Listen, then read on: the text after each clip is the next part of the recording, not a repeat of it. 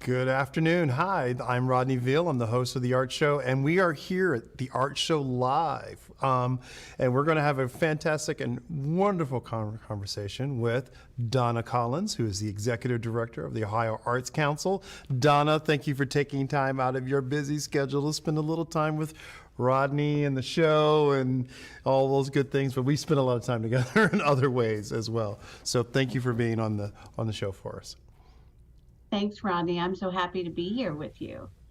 It's always exciting. It's a super thrill. For those who don't know, being in the presence of Donna is always a good time and is always illuminating and exciting. And there's always fun things happening in the state. So we're going to have a great conversation.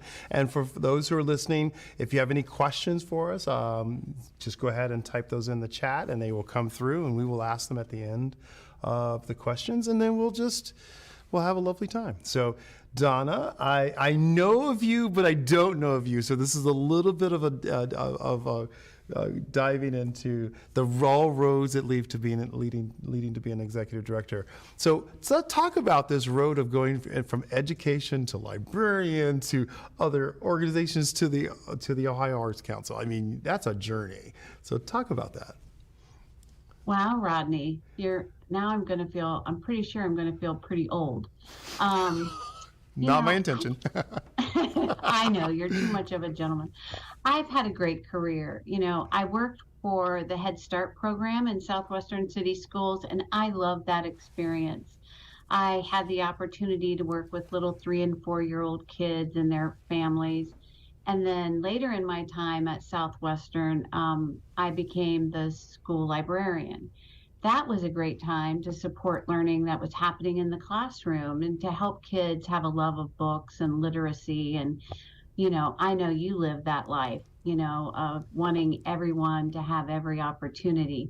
Plus, I had the summers off to be with my own kids, and that was really important.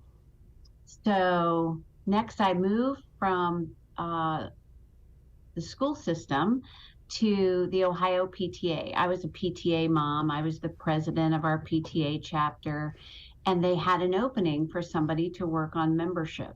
And as my kids got older, then that gave me full-time year-round work. I should have stuck with that summers off thing, but I know, and I love my summers off. They're the best. That's right. In the 90s, I became the executive director of the Ohio Alliance for Arts Education, which was a natural fit because it built on the work I did at the Ohio PTA through their Arts Reflections program, which is a state and national program. And you know this, Rodney, it includes dance. So that's a really big deal, right? Because I serve on the Alliance board as well right now. And so this is why Donna and I have a lot of conversations. So it's really cool. We have a lot of stuff. Right? Yeah. But that's where I got my advocacy chops, really. I began to work with policymakers, and I learned a lot about nonprofit work from a board who took a chance on me, and that was really exciting. And then I think because of that policymaking work and the persuasion skills you get and the opportunities to educate the public about the value of the arts and arts education, it led me to where I am today, almost 9 years in my role serving as the executive director here at the Arts Council. And I think my work today is some of the most rewarding and challenging work of my career. I love it and would not want any other job. But the path was sort of natural, right? We think about kids and families and then how to grow that from a local thing to statewide, and then to have additional work, at the national level over all of these big ideas in the arts and policy making. I love it, Donna, and that's what I love about you, like this natural progression. And we have a kindred spirit in that sense of being educators and 19 years in Dayton Public Schools at Stivers as the adjunct faculty member. Just kind of. It's just built in, like you just can't leave it. And so when you get this opportunity to kind of help it, it's the best. I mean, and making these decisions, and you're awesome at it. I learn a lot from watching and following your lead. So that's I'm going to fanboy out a little bit, Donna. Rodney, I work for you. I work for the public. I work for your audience. It's so sweet of you to share those compliments. I'm humbled by that. Thank you. Oh, you're very welcome. And that kind of leads into the next question, because I like a lot of people for, like, can you give like a quick like background of the OAC, and which we're going with an acronym, but it is the Ohio Arts Council. So, but just kind of so that people understand, what is the Ohio Arts Council, who may not know. Sure. So the Ohio Arts Council is a state agency that funds and supports quality arts experiences to strengthen Ohio's communities culturally, education, and economically. That's the mission, right? And our vision is to provide leadership and voice for the arts to transform people and communities. So we've been around since 1965, kind of long, right? Yeah. To foster As and old as me. encourage. It is as old as me. When I looked at the notes, I'm like, oh, 65. I was born in 65. So I'm letting my age well, out the door. I'm fine with it. I'm not going to talk about my age. Um, but with funds from the Ohio legislature and the National Endowment for the Arts, we provide grants, financial, some folks say financial assistance, but it's really awards. They're grant awards to artists and arts organizations. Um, and we accomplish this work really in two primary ways. First, through the grant program I mentioned, um, our operating support or sustainability program is our flagship program. So that provides funding for arts organizations to pay staff, to keep the lights on, to have a website, to do marketing, all those things. And then the other part of what we do is to support artists to make arts activities available to a broad segment of Ohio's public. Uh, and then finally, it's really to help provide services to enhance the growth of the arts. That's who we are in a nutshell. We have a board of 15 people appointed by the governor. They have a rotating term of 5 years. So every year we potentially have 3 new members.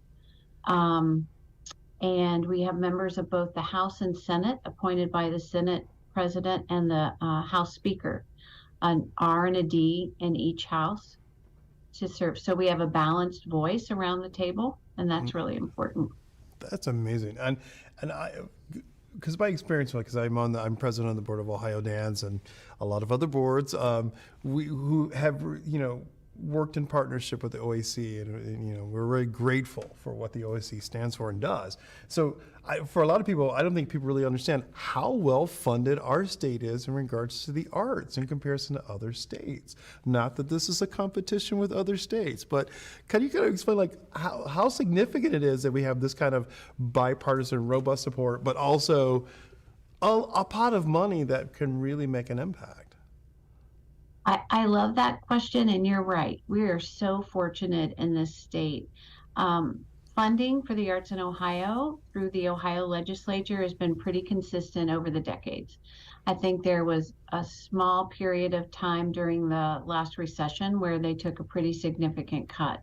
But otherwise, the investment by the Ohio legislature is immense. So to give some context to that, the arts sector is really valuable to Ohio. So nearly 300,000 full-time jobs. That contributes 41 billion with a B dollars to the state's economy. Yeah. And it generates about 4.6 billion in annual tax revenues at the local, state, and federal levels. So now we know that data will be a little off because of the pandemic, but we continue to collect it. And we know that jobs and economic indicators show a good return on those investments. So in total, Ohio's investment in the arts through the Arts Council comprises less than 5/100th of 1% of the state's total general revenue fund. Wow. And the return, wait, Rodney, let's get this for our own bank accounts. Yes. The return on every dollar the state invests through the Ohio Arts Council out to artists and arts organization has a 39-to-1 return. So for every dollar we invest in Dayton, the Dayton Performing Arts Association, Yeah, everybody. 39. 39 to 1. 39 to 1. I mean, that would be gold for anyone even investing in the stock market to get that kind of 39 to 1 return. I mean, so I think people need to really understand how valuable, not just valuable in a dollar sense, but how integral, I'm going to stumble over that word, the arts and culture are to our state. That this makes it very attractive to attract businesses because we have a vibrant quality of life. And so, I mean, the OEC and your leadership definitely help that. I mean, so the arts are not like a side seat driver. They are they are fully a partner in this. So Absolutely. And it's been the case here for almost we've been around almost those 60 years, right? So I think it's the integrity of how the agency and its board and staff have conducted themselves over time that also gives people confidence, right? And that we're going to spend the money correctly. And Rodney, could I throw in, I don't want to forget, yeah. at Oh the yeah. national level, for as long as I can remember, the OAC has been one of the top 3 state arts agency awards in the nation. And all of our dollars go right back out the door for grants. We don't use any of it for administration. That's important. I mean, it's like this is I know those things, but for our audience, that's important to know that there's good stewardship. This has always been consistently the message, and you walk the talk. It's everything there, which is really great as an organization. So for people who do know the OAC, what is something like a common misconceptions of what the OAC is and does? I mean, sometimes people think one thing and then there's the reality. And so I'm just kind of curious about what people misconceive about you guys. Interesting. So, as a state agency, it's our job to help artists and arts orgs live their mission, not our mission, their mission. And so we pride ourselves on that customer service. Some folks will say to me, "Oh, I want to apply for a grant, but I don't know how. And I read the guidelines and they're pretty clear." And I say to them, "Just call us up." "What? We can just call you up?" "Yeah, that's what we're here for. We're public servants. Yes, call us up. We'll help you find the right grant program. We'll read your draft and provide some feedback." In other areas, if you're looking for an artist, I get calls all the time from people who say, "Oh, I'm looking for an artist who does murals." So I say, "Go to our website. There's an Ohio artist registry there." "Oh, I just rather have a personal look." I said, "I could not tell you about the hundreds of artists that are on that registry. That's resources there for you. Then we can talk later. If you need references, we'll get folks who can give you references." I think many people say, "Oh, it's state government, so it's not approachable." But I will tell you that both governors who I have worked under in my role here at the agency have made customer service a key point of what they want agencies doing. We already lived that, so it was easy for us to meet those standards. When we think about registries, though, we also host the Ohio Teaching Artists Registry. Right, which is we're partners in that with Ohio Dance, and so That's right. it's very important that getting work for our dance educators, our dance teachers. That's right.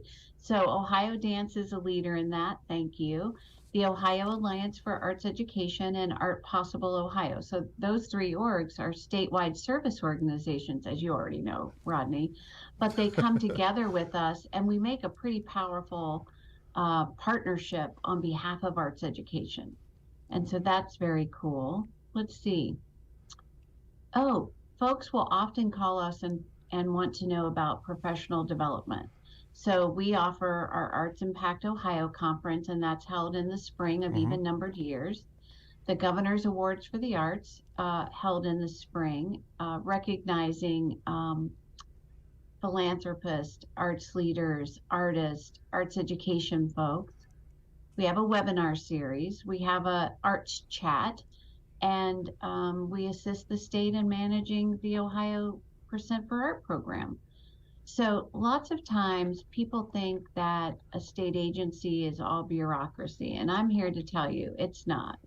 And we are just the human side of public service. That's what we do. I love it. I'm glad we were able to, like, I was able to ask that question and we're talking about it because I think it's important for people to know. I mean, it's like, because it's like, no, there is a wealth of resources in your organization, and excuse my voice, but really fantastic staff. I love your staff. Every time I mean, I can't say no to Chiquita. I mean, once she asks me to do something, I'm like, okay, I'm in, Chiquita. I know I'm busy, but we'll make it work. And you know, because I know how important it is. And that's another question is too, like, I don't think people will realize, especially with because I have served on panels for funding that you administer. Can anyone serve on that, or could people kind of be a part of the process and understand it, or you know, where are ways that people can come into it and understand just how special OAC is from that I regard? love that. If I could have written down questions for you to ask me, I would have had that question.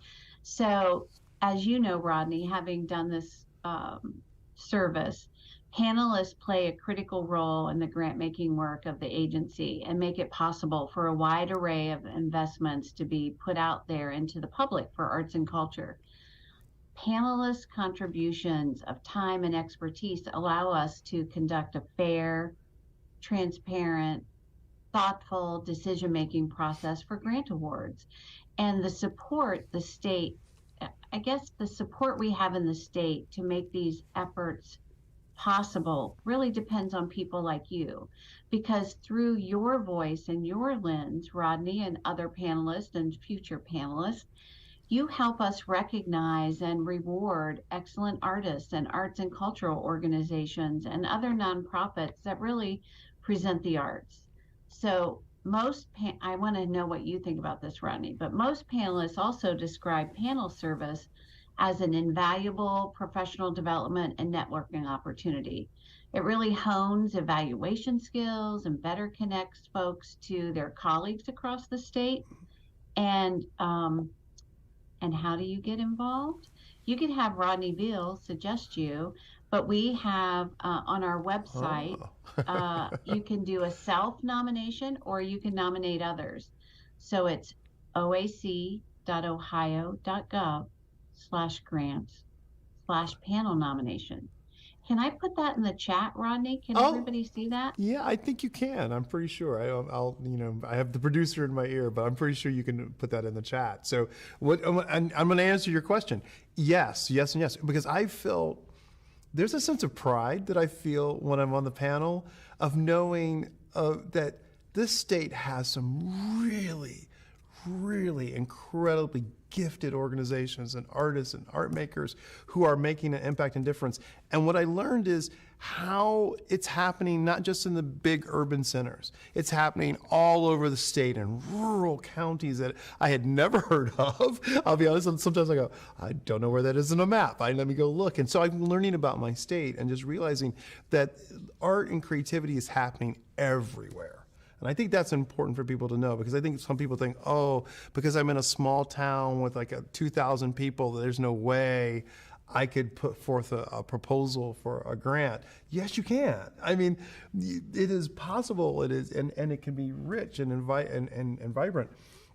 And from my perspective, service means everything. It's like, I can't, you know, as an art maker, and I think it's important for people in it, that I have to give back because people have paved the way for me to do this, and they did the work of applying for grants and applying for being organizations that are being supported operationally. I wouldn't be here having this conversation if that didn't happen. I mean, so I really feel really strongly about that. That is just my, you know, this is my DNA. I can't say no. I'm constantly working, but I believe and say no in the sense of this mission of art and culture, and it is for everyone. So I say yes. People go to the chat, go nominate yourself. It is such a rich experience because it just opened my eyes, and it just makes me appreciate how great our state is. Well, on an arts and cultural end, yeah. We do have a great state. We're lucky. We're Yeah. fortunate. That you Yeah. don't, yeah, we, and that, one of the things that is interesting because I think, I don't know if you encounter this, where people say, oh no, I've got to go to LA or New York to do our thing. And I keep going, you can do everything that happens in LA and New York here in Ohio. Everything. You can make television, you can make movies, you can create art that is of a substantial national and international presence. And I learned that through the Governor's Awards for the Arts. And so I want people to know, like those nominees, that's impressive. But one in particular, Bing Davis, and I know that you know, yeah, that's the yeah, the gesture for Bing, and he's in Dayton, Ohio. I mean, he walks among us, but he has such a huge influence nationally and internationally for the arts. You're in Ohio. And on our lives personally, not just professionally, knowing the story of Bing and James Pate. I mean, I still have cold chills when I even say their names together. And I think about, well, Bing was on our board back in the day. So Oh, see, he helped the foundation of who this agency is today. Yeah, we love and respect Bing Davis. You can count on that. I have to tell you, we call him Papa Bing here in Dayton. He's so funny because that's when we started the art show. He was really my biggest cheerleader, and I was just like a little in awe that someone of that stature was recognizing that here's this kid. And I actually took class from Bing when I was young. Really? Yes, and it had such a profound impact. He is, so that's what I mean. It's like, knowing it's a full circle moment, but knowing that these people walk amongst us and create and are committed to our community, which is really great. It's not just the art; they're committed to our community. So, Well, I thank you, Rodney, for saying those things because I think it's so important. And if I could just say, for the last 8 years, we have funded the arts in all 88 counties of Ohio. So, to your point about no town or village or township is too small to access funds from the Arts Council, that is so true. 88 counties, the arts are for everybody. They're not for the few, they're for all of us. all of us, yeah, that is right there. And so we have questions coming in. So this is pretty cool, Donna. I get to ask you like this question has come through, and the question is, what have been some of the biggest steps forward in the Ohio arts community that you've noticed or enjoyed? Biggest step forward, I think, is a treasure from the pandemic. It's hard to say treasure and pandemic at the same time, right? Mm-hmm. But because we were put into a swivet, as my mom used to say, we were forced to communicate in different ways. We made opportunities. We started using Zoom and a bunch of other technologies that some folks, including myself, didn't know how to use. And we came together for the greater good. So for me, that was a step forward, and that hasn't stopped. As we move away from the pandemic, those relationships and networks continue, and we continue to grow and learn from each other. And another step forward for me, I think, is the use of ARPA and CARES Act dollars to support the arts. That the governor, the lieutenant governor, and the legislature understood we were a sector that also needed and deserved to have support during the pandemic. That's what comes to mind right away. There are probably 100 others, but for me, it's that idea of Ohio as a community, Ohio coming together, policymakers recognizing us and understanding what the real needs are. That's pretty amazing. And here's another question. Can any artist or arts organization apply for OAC funds? Every artist can apply for OAC funds through the Individual Excellence Awards. We have a new program called Artist Opportunities. Those funds can be used for professional development, to further a project you're doing. And all nonprofit arts organizations can come into us for funding. And nonprofits who produce the arts or present the arts can also come in for funding. Well, that's super cool. All right, so I knew you talked about this, but we want another chance to give them the helpful hints, because there's a question as, what are some tips for submitting a funding application? Little helpful hints. I love that.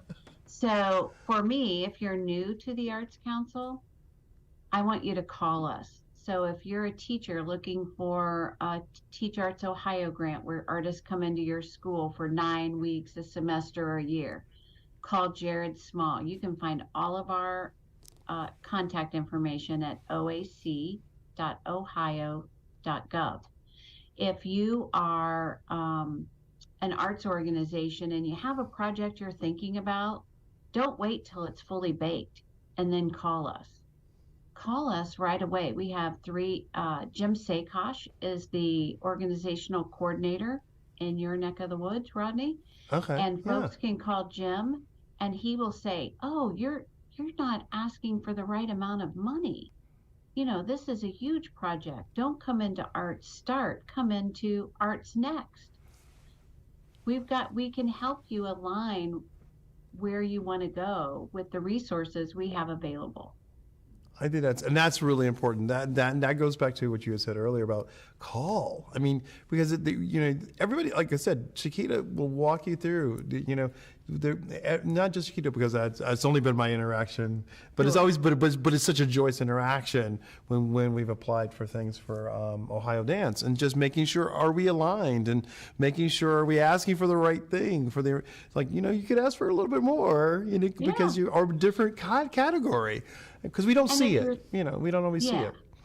If you're thinking about accessibility issues too, call us. So let's say you have a show, but you want to make sure that folks who have different abilities have access. Well, we have grant programs that help with accessibility. You can call Kim Turner or Jim Sakosh or Chiquita or Jared. All of us will help you. Yeah, we're here to help. I love it. So here's the final question. So the question is, what's something you haven't seen yet from the arts community that you're hoping for? Oh, that's an interesting question. Wow. Okay. I don't know. Some days I think I've seen it all, right?